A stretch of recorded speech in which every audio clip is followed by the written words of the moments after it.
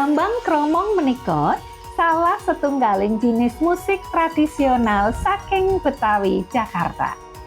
Musik menika nyatunggilaken maneka warni instrumen kados gambang, kromong, lan sawetawis pirantos musik sanesipun kados gendang, gong, kecrek, suling, lan tong ahya.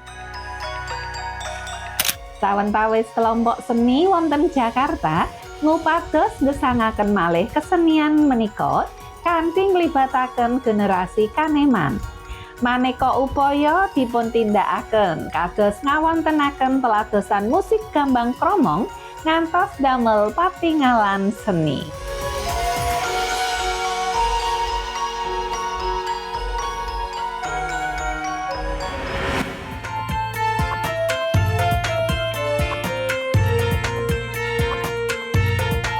Pamirsa Betawi kagungan cariyos inggih kejawi dipun mangertosi kalian kabudayanipun, kuliner Betawi menarik kagem dipun cobi.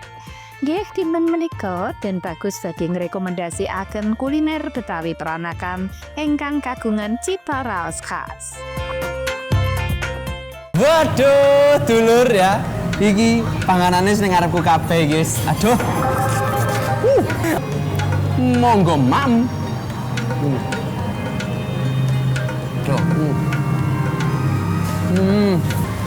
Wis tangan tak iki sih ya.